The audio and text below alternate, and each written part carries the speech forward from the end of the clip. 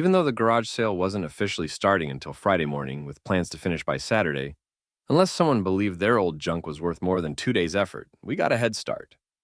My family pitched in on Wednesday night, helping me sort through the piles of items that once filled my home. My mother, Emma, and my older sister, Shelby, stayed late that evening, then came back on Thursday to continue the marathon effort. By Friday morning at 8 a.m., everything was boxed, priced, and ready to sell. It wasn't easy, though. Each item I picked up carried a flood of memories. These were the remnants of a shared life, and now strangers would walk away with pieces of that past. Neighbors might even take home fragments of the happiness that once thrived in these walls. The emptiness grew more palpable as the house was stripped bare. Echoes, long hidden in quiet corners, seemed to reemerge, filling the void. The master bedroom was the hardest. Among the items for sale was the skirt I'd bought for her during our trip to Maui. Two identical pairs of sandals from our long walks on the beach were now boxed up, their purpose gone. Her clothes, blouses, skirts, trousers, and shoes of every style and color, lined the racks, waiting for new owners. Mom suggested pricing the shoes at $10 a pair, though I knew they were worth much more. My wife had an eye for fashion and a talent for maxing out credit cards. Every piece I touched brought back memories, forcing me to turn away more than once to hide tears. Time might dull the pain someday, but not yet. Each box felt like a fresh wound. Mom kept urging me to take breaks in the kitchen, but sitting alone only made it harder. My new apartment was small. I didn't have space for most of these things anyway. Pots, pans, plates, and other remnants of a life that no longer fit. By Thursday night, the garage was packed to the ceiling with items ready to go. Dad, Ethan, and a few of his friends volunteered to help with security. They planned to wear Halloween store law enforcement costumes and walk around the yard, complete with holstered firearms and official-looking badges. Their strategy was simple: discourage anyone thinking of stealing. Word spread quickly, and it worked. Friday morning, I was outside before sunrise, setting up tables and tents. The weather was perfect. No rain, just a light breeze. As I worked, early birds began circling the block, hoping to snag a deal before the sale officially started. It's a universal rule of garage sales. There's always someone who can't wait. Shelby arrived around 7 a.m. with fresh donuts, followed closely by Mom and Dad. The women organized the smaller items while the men carried furniture from the house to the yard. With every piece we brought out, the crowd seemed to double. I hadn't expected so many people this early. Thankfully, we'd prepared. Mom handled the cash, and Shelby kept customers entertained with her quick wit and easygoing charm. We even brought plenty of disposable bags for purchases, which turned out to be a lifesaver. A few neighbors joined in, setting up their own tables to sell items. It was a pleasant surprise, and we exchanged polite greetings. Around 8 a.m., Haley, Kayla's best friend from the neighborhood, arrived. Her expression was sharp, her tone sharper. "Mason, what is going on here?" she demanded. "Good morning, Haley," I replied, gesturing at the yard. "This is what we call a garage sale." "I know what a garage sale is," she shot back, clearly irritated. "Kayla told me you were selling a few things, but this—" She trailed off, taking in the tables, furniture, and growing crowd. "Well, that's exactly what we're doing," I said with a touch of pride. "And we've already sold quite a bit, and it's not even 8 o'clock yet." "She didn't say anything about furniture," Haley replied, her eyes narrowing as she scanned the yard. "Maybe she didn't want you to know," I said, flashing a grin that I knew would irritate Haley. "Sorry, Haley, I'd love to chat, but I've got a lot to do. Enjoy the sale." Without waiting for her response, I moved on, leaving her standing there, clearly unimpressed. Haley and Kayla always seemed to think they could control every situation, so it didn't surprise me when my phone started buzzing minutes later. "Hey, Kayla," I answered briskly, keeping my tone casual. "Look, I can't talk long. Busy with the sale. It's packed out here, but we're holding up just fine." "Mason, Haley just called me. She said you've got clothes and furniture all over the yard and driveway," Kayla snapped, her annoyance seeping through the phone. "Well, you know Haley. She doesn't miss a thing," I replied, unfazed. "And yeah, things are flying off the tables." Before she could get another word in, I ended the call. "Nice catching up," I said cheerfully and pressed the red button. "Don't you dare hang up," she shouted, but it was too late. I let the next call go straight to voicemail, and the one after that. You get the idea. A sudden thought hit me. Oh no, the paintings! I darted back inside, yanked them down from the walls, and brought them out to the yard. The frames alone were worth 10 times what I'd priced them at.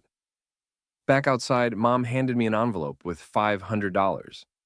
Not even 8:15, and we were already making a killing.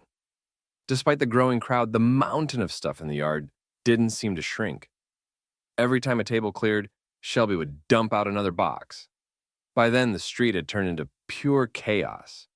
A pickup truck was backing into the driveway, trying to load a dresser, while a woman frantically tried on Kayla's shoes as if her life depended on it. Her eyes burned with determination to walk away with as many pairs as possible, each worth a small fortune. I couldn't wait to see how Kayla's slightly worn Louboutins would sell. Then Kayla called again. This time, I was ready for some fun. Hello, I answered in an overly sweet tone. Don't you hello me? She screeched. Haley told me you're selling my clothes and shoes. Your friend's got an eagle eye, I said, keeping my voice light. You had no right to touch my things, she yelled. Guilty as charged, I replied, unfazed. But let's not forget, you told me to get rid of the ugly stuff. I'm just following orders. You even wrote it down.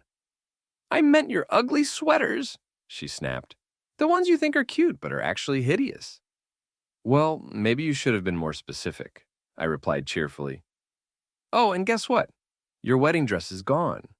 You always said it made you look pregnant anyway, so I figured I was doing you a favor. Pretty cool, huh? Are you insane? What's wrong with you? Kayla growled, her voice low and menacing, like a tiger ready to pounce. Nothing at all. Just decluttering like you wanted. Oh, and most of your jeans are gone too. You always complained they made your butt look big. Personally, I didn't think so, but hey, now they're out of your life forever. Her tone changed, turning into a whine. Why are you treating me like this? That's a rhetorical question, right? I replied, still chipper. Glancing at the yard, I added, Oh, sweetie, I've got to go. The lady wearing half your shoe collection looks ready to pay. We'll catch up later. Before she could respond, I ended the call. By the time I returned to the yard, it was bustling like a carnival. The HOA's twice-a-year garage sale allowance, one in spring and another at the end of summer, always drew a crowd. Kayla had been in charge of organizing them in the past, taking pride in ensuring everything ran smoothly. She'd planned every detail meticulously, even though we never participated for the money. For her, it was more about staying connected with the neighbors. But this sale, this was different. It wasn't about community or decluttering. It was about letting go, piece by piece, of a life that no longer existed. Kayla wasn't going to be around this time. She had another trip to Cleveland lined up, supposedly to finalize a merger deal. It was her 4th visit there in 3 months. While she wasn't a lawyer, her position in the company's legal department kept her involved in these matters. As she handed me a thick stack of notes, I raised an eyebrow. 6 pages of instructions? You must really trust me, I teased. I'm just trying to make things easier for you, she replied, adding, and don't forget, my parents and Shelby will be helping out. I think Mom's using this as an excuse to spend more time with Shelby, I said with a smirk. Kayla reached for the list again. Wait, I just thought of something else. She scribbled furiously, then handed it back. Get rid of these ugly clothes. Got it? Sure, I said, glancing over the notes. But let's be real. Some things won't sell, and some will probably get stolen. That's how garage sales go. She shrugged. Don't worry, I'll keep my most valuable things locked away. I noticed how she kept glancing at her phone, her fingers tapping the screen incessantly. What's with the phone? You're glued to it, I asked. I'm checking Uber and Lyft fares, she replied quickly, avoiding eye contact. They keep changing, and I just saved $10, she added, almost bragging. When the car arrived, Kayla bolted out the door without a second glance. Lately, I couldn't shake the feeling that we were more like roommates than husband and wife. It's true what they say. If you pay attention, you can learn a lot. Not long ago, we'd attended a graduation party together. Kayla, stressed out from work, had indulged in one too many drinks. On the ride home, she leaned in close, teasing me with her hand sliding over my pants. Well, someone's eager, she grinned drunkenly. Step on it, Mason. I didn't argue. By the time we got home, we were stripping off clothes as we rushed to the bedroom. Her intensity caught me off guard. It wasn't like her to take the lead like this. She pounced on me with a wild hunger I hadn't seen in years. But then, midway, something felt off. Her sudden boldness, her aggressiveness, it didn't match the Kayla I knew. Exhaustion overtook her quickly, and she passed out on top of me, reeking of alcohol. As I lay there replaying the night in my mind, doubt crept in. This wasn't her usual behavior. What had triggered this? She hadn't left my side at the party, but the thought gnawed at me. If it wasn't me bringing out this side of her, then who was? The next time she announced a trip to Cleveland, I contacted a private investigator. It was pricey, but worth it. My suspicions were soon confirmed. On her next trip, the PI installed motion-activated cameras in the hotel corridors. Kayla, ever the master of misdirection, would leave her room, head to the lobby, then discreetly enter another room on a different floor. She didn't return to her own room until dawn. Game, set, match. By Friday afternoon, Kayla's parents arrived. Ethan, her father, looked uneasy, while her mother seemed frazzled. As they approached, I stepped outside to greet them. "Mason, what's going on here?" Ethan asked, glancing at the yard packed with items for sale. "Kayla said you were only putting out a few small tables." "Apparently Kayla isn't great with numbers," I replied evenly. "She also said you're ignoring her calls," her mother added, clearly upset. "Not true. I've spoken to her a few times this morning," I said, crossing my arms. "She claims you're hanging up on her," Ethan interjected. I gave a casual shrug. "Maybe you should call her and ask about Dylan," I suggested. "Dylan? Who's Dylan?" Ethan asked, his brow furrowed. "Oh, just the guy she's been seeing on her business trips," I said, pulling out a photo. "Need proof? Here you go." I handed him the picture. It showed Kayla sneaking out of a hotel room at 4:21 a.m., barefoot, blouse half unbuttoned, clutching her bra and shoes. "That's Dylan's room. She spent the whole night there. Exemplary wife material, huh?" They stared at the photo, stunned into silence. Ethan's face hardened. "But you can't just sell all her stuff," he finally said, his voice shaky. "Oh, I can," I said, holding up Kayla's 6-page instruction list. "And I will. She even left me detailed instructions. You can thank her for that." My mother waved at me from the yard, surrounded by buyers clamoring for deals. "Sorry, I've got a situation to handle," I said, turning to walk away. "Feel free to call Kayla. Don't forget to ask her about Dylan." With that, I left them standing there, still clutching the damning photo. When I got to the yard, someone was trying to haggle over a set of furniture that had belonged to Kayla's grandmother. I wanted it gone, but I knew it was valuable. Gustav Stickley, circa 1910. We settled on $1,000 for a bookcase, table, and 2 chairs. They were getting a steal, but I didn't care. I just wanted it all gone. By the time I returned to Kayla's parents, they looked utterly defeated, tears in their eyes. My phone rang again. It was Kayla. I let it ring. "She says she loves you, Mason," her mother pleaded. "Can't you two work things out?" "I've already worked it out," I replied, pointing to the chaos unfolding in the yard. "I'm getting rid of everything we don't need. I'll move into my apartment, and Kayla, well, she can stay here with Dylan if she can manage the mortgage." Realizing they weren't going to change my mind, they left, wiping their tears. I did feel bad for them. We had always gotten along well. Then Kayla called again. This time, I answered. "Please, stop this sale," she begged, her voice shaky. "I'm sorry, but you should see this. A bunch of strangers are swarming over our old life, snatching up everything we ever shared. It's like watching cockroaches raid a meal." "Oh my God," she sobbed on the other end. "Well, you did tell me to get rid of everything disgusting, and frankly, everything you wear makes you look like a vile, insidious creature. So, I figured your stuff needed to go. Oh, and how's Dylan doing, by the way?" Kayla couldn't find the words to respond, so I hung up again. By 2 o'clock in the afternoon, just an hour before the sale was set to end, all the furniture, jewelry, and most of the shoes had vanished. Apparently, brands like Brooks and Hoka are a hit with the garage sale crowd. There was still quite a bit left to sell, but the lawn was already looking much clearer. I was walking around with $5,000 in my pocket, which made me a little uneasy. It wasn't the most secure feeling. I wasn't at all surprised when another message from Kayla popped up, begging me to stop wasting her things.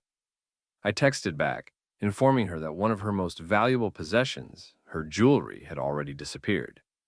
Someone must have snapped it up and was likely flaunting her rings, earrings, and chains by now. Her response came swiftly, dripping with rage. "You bastard!" It was 3 p.m. by now, but Shelby and Emma were still handling the sale with energy, making sure everything was sold. After another hour and a half, the traffic in our yard finally died down. Since we had no intention of extending the sale into Saturday, we packed up the remaining items and shoved them into the garage. Kayla's flight wasn't scheduled to leave Cleveland until after dinner, but she called several times from the airport. Relaxing on a sun lounger with a cold beer in hand, I finally answered one of her calls. "Hey, how was your trip?" I asked, sounding as casual as I could. "I'm sorry," came her quiet voice. "Oh, I'm sure you are," I replied, "but it doesn't change anything for me." What? What do you mean?" "I've moved out, got myself a nice apartment close to work." "But how are we supposed to work things out if you've already moved?" Breaking into my best TV reporter impression, I said, "Breaking news! There's nothing to work out. You've been caught. It's over. Maybe you'll get luckier next time, though I wouldn't count on it." I could hear her choking on sobs, but strangely, I didn't feel any sympathy. Not anymore. "I'm sorry, Mason," she whispered. "Will you still be there when I get home?" "Absolutely not. In fact, I'm never stepping foot in that house again. Oh, and by the way, Emma took your share of the garage sale money. She's waiting for your call. I think she's got a few choice words for you, too. Honestly, I never knew my mom knew how to swear like that. Oh my God, I've really ruined my life." I'm not going to argue with that brilliant realization, although it's a bit late. If it makes you feel any better, you didn't just ruin your life. I sent a copy of the photo I gave your parents to Dylan's wife. So, if you ever see her coming your way, I'd suggest running. She whimpered on the other end, and though it's petty, hearing her suffer did soothe my bruised ego a little. Eventually, she broke the silence. "Are you really divorcing me?" "What else did you expect?" I answered bluntly. I I didn't think this through. I didn't mean for this to happen." "Well, then forgive me if I'm overreacting. I deserve it. What's going to happen to the house?" "You can buy my half or we can sell it. That's usually what happens in these situations." Honestly, all my good memories of that place are trash now, so I'm just glad I'm out of there. Can we can we still be friends?" Kayla asked, her voice tinged with desperation. "That's unlikely," I replied, chuckling softly. "Maybe in 50 years, if we end up in the same nursing home." "I'm sorry," she whispered, barely audible. "Yes, you've mentioned that," I said dryly, not offering any comfort. "My plane's about to land. You're not coming to pick me up, are you?" There was a faint glimmer of hope in her tone, as though she already knew the answer but needed to hear it from me. "Of course not," I replied firmly. Then, unable to resist one last jab, I added, "I just hope your luggage doesn't get lost. It'd be such a shame if all those special things you packed for Dylan didn't make it back." She didn't respond immediately. After a pause, she said softly, "I love you." "If you say so," I replied coldly, and ended the call. By the following Tuesday, Kayla received the divorce papers at her office. At the same time, Dylan was served with an alienation of affection lawsuit. I knew it was more symbolic than practical. These lawsuits rarely pay off, but the ripple effect was worth it. The photos I had of them entering Dylan's hotel room at night and leaving the next morning were damning enough. While no one could definitively prove what happened behind closed doors, the implication was clear. It was all the company needed to remove them both from the merger team. Their once promising careers suddenly looked bleak. Even with Kayla's handwritten garage sale instructions, my lawyer warned me that the judge might not view the situation as favorably. Legal outcomes can be unpredictable. Still, I was prepared to face the consequences if it came to that. In the end, the judge ruled that I only had to compensate her for items she could prove were hers exclusively. Thankfully, Kayla didn't have receipts for much of anything. The emotional satisfaction far outweighed the small financial cost. Those precious belongings of hers, and the memories tied to them, were now scattered among strangers just as I'd planned. People like to say you come out stronger after something like this. I'm not sure I believe that yet, but I'll get through it. Sure, I'm carrying emotional baggage and some new trust issues, but I've seen life deal worse hands to better people. I'll survive.